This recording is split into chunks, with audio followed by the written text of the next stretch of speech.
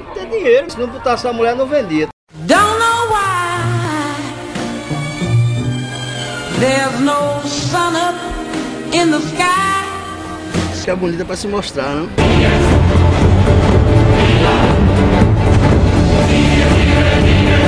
Os homens gostam de quê? De mulher, de biquíni, de nua. Se ela pegar dois, empata. Olha, a grana. A mulher que chamam, atrai, né?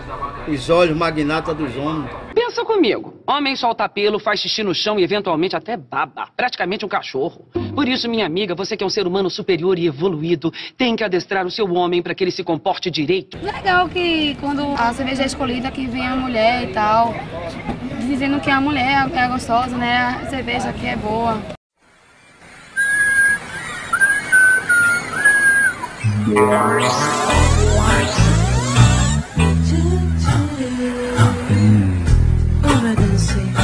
Ela aparece aí mostrando a qualidade do produto, né? E pra mostrar, né, o que elas têm de melhor. É o que eles dizem, né? É o que eles acham.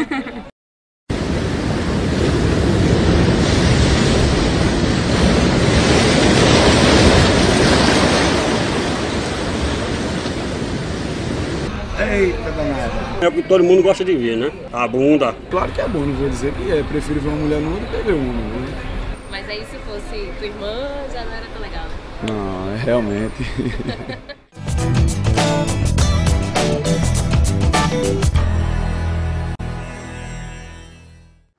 Olá! Como você deve ter notado, a imagem da mulher na mídia tem sido reforçada de uma mesma maneira há décadas. Infelizmente, algumas pessoas se acostumaram com essa imagem. Mas essa não é a forma que mulheres como eu e você queremos. Queremos voz, e isso significa ter liberdade de expressão usando um outro direito humano básico, o direito à comunicação.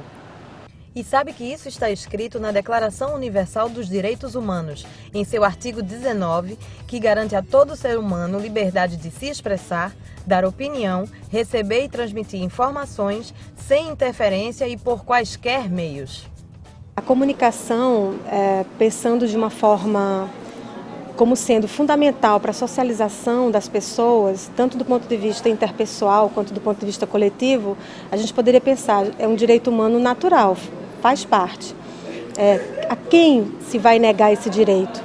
Mas, historicamente, esse direito sempre foi negado. Nós entendemos a comunicação como um amplo espaço democrático e quanto mais ele se democratizar, mais interação e mais barreiras e preconceitos a sociedade vai romper e vai ganhar, e vamos ganhar todos nós.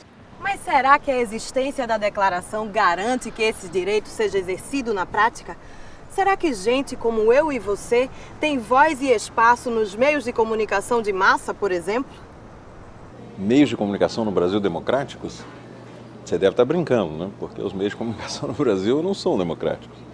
Eles seriam democráticos se você e eu, ou quem nos escuta, tivesse acesso a eles, né? Para que a sua voz fosse ouvida no espaço público. Na verdade, isso não existe no Brasil. No Brasil não existe nem direitos coletivos de acesso aos meios de comunicação que já são consagrados em constituições europeias, por exemplo, como em Portugal, Espanha e Alemanha, há décadas. Falar de democratização da comunicação, né, é falar da democratização do poder. Né? E democratização do poder é pensar que sujeitos históricos, né, realmente têm visibilidade nas rádios, mas principalmente nos canais de televisão. E daí é importante que o maior número de segmentos, o maior número de vozes, né, diversas vozes, ocupem esse espaço público como produtoras de conteúdos e difusoras desses conteúdos. E aí seja a partir de concessões de televisão aberta, concessões de rádios, ou a possibilidade de mais jornais, mais revistas. Mulheres, homossexuais, pessoas com deficiência, não cristãos, não proprietários, negros, índios, né, não apenas tenham visibilidade, não apenas sejam tratados de maneira não estereotipada, mas também contribuam no processo de produção de conteúdos. Isso é fundamental. Então não é uma questão apenas da cobertura desses sujeitos, mas também do potencial democrático, de que eles sejam capazes também de produzir conteúdo. Quem tem que efetivar isso é o Estado democrático de direito, o Estado que promove direitos humanos, que efetiva direitos humanos. Então, da mesma forma que existe um sistema público de saúde, um sistema público de educação, tem que existir um sistema público de comunicação também. No Brasil, para utilizar um canal para emissão de rádio ou TV, é preciso ter uma concessão. A rigor, o canal de transmissão pertence ao Estado, ou seja, é público. Portanto, a concessão é apenas um empréstimo. Para as rádios, esse tempo é de 10 anos. Para as TVs, a concessão dura 15 anos. Além disso, as concessões devem ser para empresas com maioria de sócios brasileiros e não devem pertencer a políticos. O sistema de comunicação brasileiro ainda está longe de ser democrático e verdadeiramente público. Calcula-se que o poder da informação e comunicação no nosso país está nas mãos de apenas 11 famílias. Um cenário que caracteriza o oligopólio, ou seja, um mercado com poucas firmas, com alto grau de concentração local ou de poder de mercado. Desde 88, que a Constituição brasileira garante, através da criação de conselhos de direitos, a participação da sociedade civil organizada na proposição de políticas públicas e na fiscalização da implementação dessas políticas públicas. Ora, isso é feito no campo da saúde, da educação, da moradia, da criança e do adolescente, dos direitos humanos. Mas no campo da comunicação nunca foi feito porque não tem um interesse, já que o nosso modelo é efetivamente um modelo privado e esse modelo privado significa o quê? Que nós temos grandes grupos econômicos interessados em que esse modelo continue privado. Na verdade, os meios de comunicação são a expressão de algo que acontece na própria sociedade, na relação sociedade e Estado. Quem é excluído da história, quem é excluído dos programas sociais, quem é excluído do mercado de trabalho, ao mesmo tempo é excluído também dos meios de comunicação. São pessoas invisíveis. Para as mulheres, a situação é ainda mais alarmante. Uma pesquisa realizada em mais de 100 países monitorou mais de 1000 periódicos, canais de televisão e estações de rádio. Como resultado, a pesquisa indica que apenas 24% das pessoas que aparecem nessas mídias, seja como fonte de informação ou conteúdo das notícias, são mulheres. Quando o Estado brasileiro, com a Constituição de 88, inicia um processo de redemocratização, ele começa a abrir espaços políticos de controle social da sociedade em relação aos direitos. E aí a reivindicação hoje é que isso também se dê no campo da comunicação. Então, se a radiodifusão é um serviço público de comunicação, então o fim dele é o interesse público. Então, nada mais justo do que a sociedade exercer uma fiscalização em relação a se esse serviço está sendo prestado de forma adequada ou não. Controle social da mídia, um espaço para a gente demarcar nossa posição e reivindicar nossos direitos. O controle social é justamente para garantir a pluralidade de meios e a diversidade de conteúdos, para que outras vozes possam estar sendo escutadas, lidas e vistas no espaço público de comunicação. E você só pode fazer isso se você possibilita a participação da sociedade nesse processo.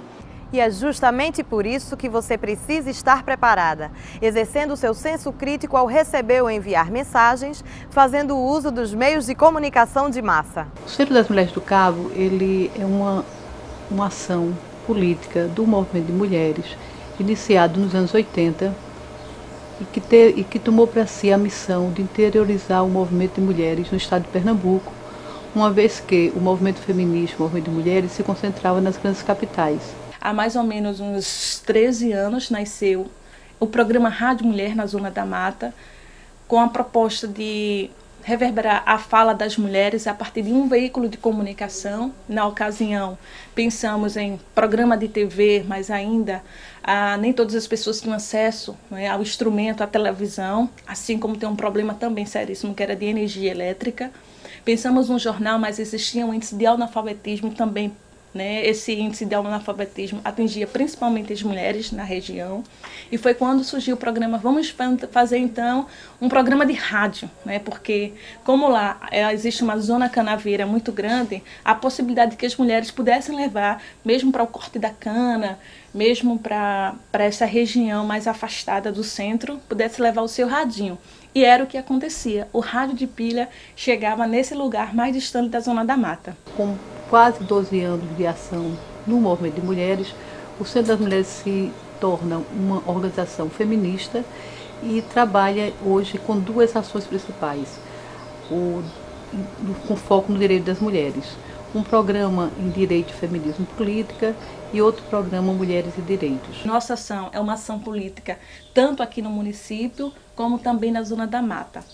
Fazemos a leitura de que o Rádio Mulher tem sido importante para o fortalecimento do movimento de mulheres da Zona da Mata, como para o fortalecimento também da vida das mulheres. Trabalhar com o direito das mulheres, com ações afirmativas, no município como o Cabo de Santo Agostinho, na região metropolitana, significa contribuir para que as mulheres elas se construam enquanto sujeitos individuais e coletivos. E só a partir de então é que as mulheres podem ter inferência e contribuir para melhores condições de vida, para afirmar sua condição de mulheres, de atoras políticas da sua história. Nossa proposta é de que essas mulheres não saibam dessas informações e apenas seja ela mesma beneficiada, mas de que ela se aproprie desse lugar, né, desses conteúdos e possa, na sua escola, dentro da sua casa, na verdade, contribuir para essas mudanças de comportamento, né, contribuir para essas transformações sociais. Esse é o nosso desejo e acreditamos nós de que a gente está alcançando. Nós devemos sempre nos opor a qualquer espécie de violência à mulher, seja ela simbólica ou não. É preciso lembrar que essa imagem de mulher objeto, símbolo sexual, não deve ser a forma predominante de representação. O exercício de liberdade de expressão se dá todos os dias, por ações de afirmação e resistência dos sujeitos individuais, dos grupos e dos movimentos sociais. A minha autoestima estava lá embaixo e aprendi a me valorizar mais e tudo que foi dado no curso serviu muito para mim. Foi uma escola para mim. E depois desse curso eu comecei a trabalhar, levantei a cabeça, tenho um marido muito machista, foi muito trabalho para poder eu conseguir esse trabalho, conseguir trabalhar, mas eu não desisti. O machismo, o patriarcado são questões milenares, de filósofos milenares, e que a desconstrução dele passa por o reconhecimento de que isso existe e o que existe ele está me oprimindo ou não. Eu iniciei a história aqui no Centro das Mulheres do Cabo aos meus 14, talvez 16 anos, participando de um projeto chamado Jovens Comunicadores e Comunicadoras, que tem um processo de formação em direitos e formação no campo da comunicação. O resultado desse projeto foi um programa de rádio, na época chamado Jovem em Ação. A gente levava as questões da juventude a partir também de uma linguagem jovem para o programa de rádio, que era exibido aqui na Rádio Calheta, no Cabo de Santo Agostinho. Depois que eu comecei a trabalhar, eu me senti viva, me senti mulher, achei assim que eu tenho direito. Você tem um cenário de quando as mulheres entram no curso e tem outro cenário quando elas terminam o curso. Então elas começam a se autodefinir se são negras como negras, né, se são pardas como pardas, se são indígenas como indígenas. E isso é um fruto de um processo de formação.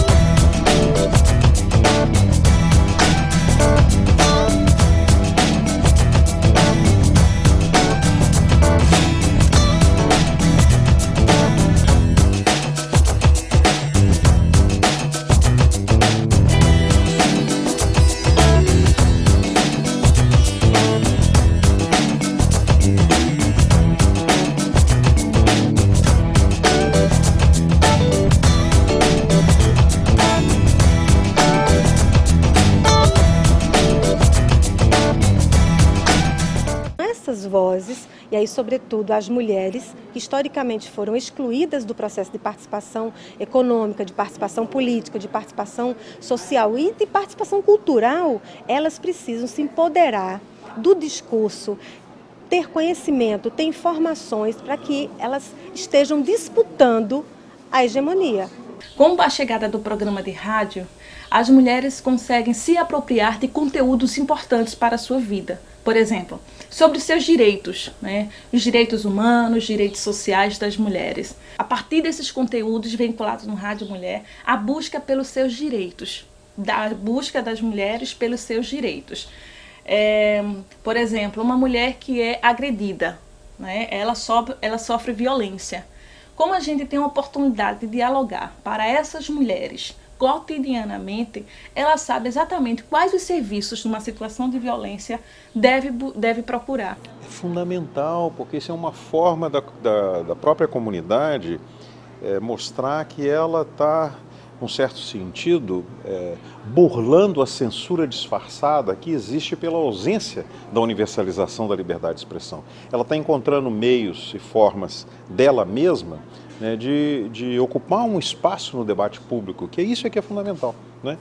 E esse espaço, no caso do rádio e da televisão, por exemplo, ele deveria estar nas concessionárias, porque trata-se de um serviço público. Agora você já conhece os seus direitos e a importância de ficar de olho bem aberto em relação aos meios de comunicação. Para completar, veja as dicas para você se sair melhor em entrevistas e debates públicos. Sempre que você for chamada para uma entrevista ou debate, confira data, horário e local. Verifique se há disponibilidade real de participar e procure responder o mais rápido possível, pois o ritmo de trabalho nas redações é muito acelerado. Quando for chamada para entrevistas, pergunte o tema e as possíveis perguntas que irão lhe fazer. Não é preciso decorar as respostas, mas ter em mente a linha de raciocínio é o ideal. Procure dar entrevista em locais calmos e, de preferência, use roupas adequadas ao seu papel ou cargo. A gente fica por aqui. E não esqueça, você tem vez e voz. Só depende de você.